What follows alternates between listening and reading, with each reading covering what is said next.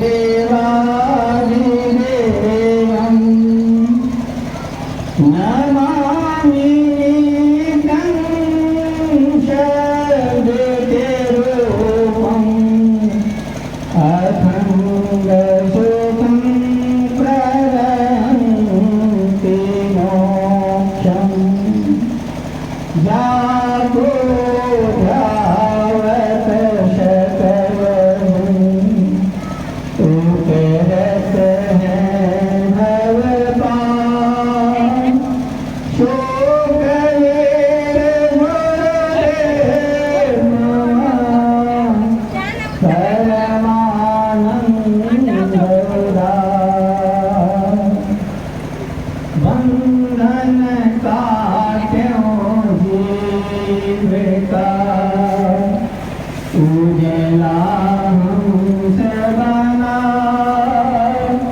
अगम अमल गाएंगे भ्रम तमदे तमसा भ्रम छोड़ाए पद विकट विकट लखायो नाम तासो गुरु को कीजिए कोटि कोटि प्रणाम शरदि विमुद मंगल करना हरण अशेष करे शरण नाम शम नाम नहीं बरलायक बरदे मंगलमय मंगल करना मंगल रूप कवे ज्ञान दर्शना सत सकल कर्म जनित भवति बंदा सत्य कबीर के चरण कमल सिरना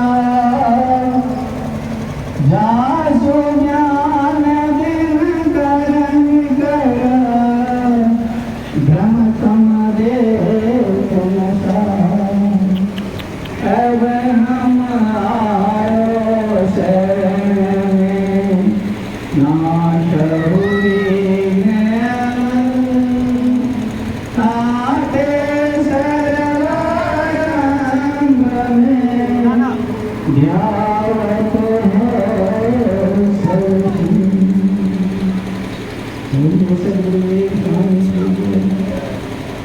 मेरे व्यवहारिक एवं परमार्थिक जीवन को सजाने एवं संभालने वाले सदगुरुदेव यहाँ सत्संग स्थल पर पधारे हुए संघ महात्माओं सत्संग स्थल पर विराजमान देवता एवं देवी आज गुरुवन ग्राम में एक दिवसीय सत्संग सभा का आयोजन किया गया जिसमें हम संत महात्माओं का पदार्पण हुआ। यहाँ इस सत्संग स्थल में आने से अंतर मन एवं बहिर दोनों पवित्र होता है। सत्संग वह शीतल जल का फव्वारा है जो उमड़ते हुए मन को विकार रहित मन को शांति प्रदान करने का काम करता है। सत्संग के संदर्भ में संत महात्माओं का दर्शन है कि संत सरोवर ज्ञान जलो ताहि पखारहु सो बेहिया निर्मल है साधु के सत्संग। संत रूपी सरोवर में गोता लगाने से अंतर मन पवित्र होता है, और अंतर मन पवित्र होने से बाह्य जगत या बाहरी मन भी पवित्र होता है।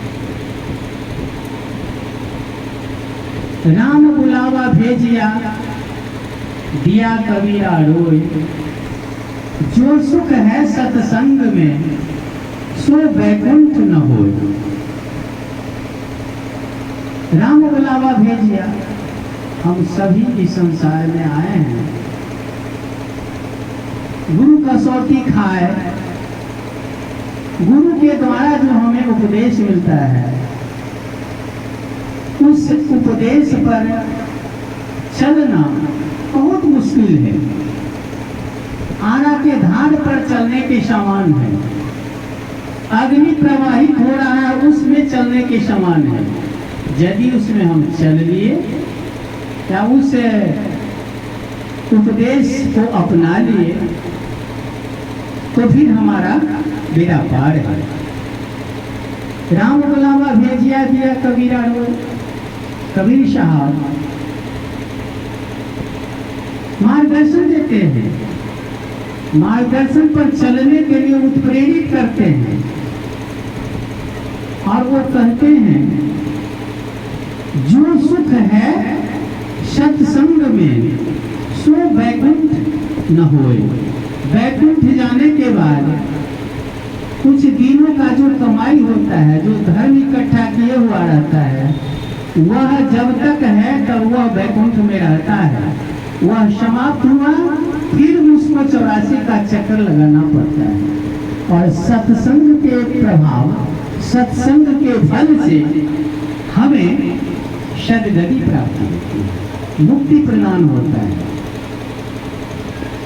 इतना ही नहीं, साहब कहते हैं कबीर संगत साधु का जो गंधी की बाश, जो कुछ गंधी दे नहीं तो भी बास सुवास। यह सत्संग स्थल साधु महात्माओं का दर्शन, साधु महात्माओं का सानिध्य वह फलदायी होता है, इतना फलदायी होता है जो अवर्णीय है।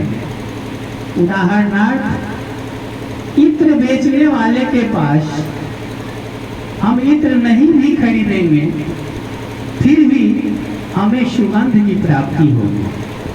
ठीक उसी प्रकार सत्संग स्थल पर जाने के बाद अंतर्मन पवित्र होता है। ईर्ष्या, द्वेष, छल कपट यह सब समाप्त होता है और निर्मल मन होता है। राम ने भी कहा है निर्मल मन जन सो मोहि पावा, मोहि कपट छल छिद्र न भावा।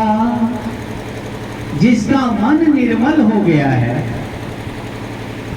वो हमारा बहुत नजदीकी है, हमारा प्रिय है, उनको हम हमेशा उनके साथ रहते हैं।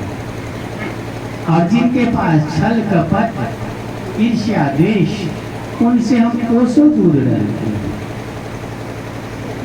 दूसरे जगह राम कहते हैं सबरी को मम दर्शन फल परम अनुपा, जीव पाए निज सहज स्वरूपा। हे सबरी,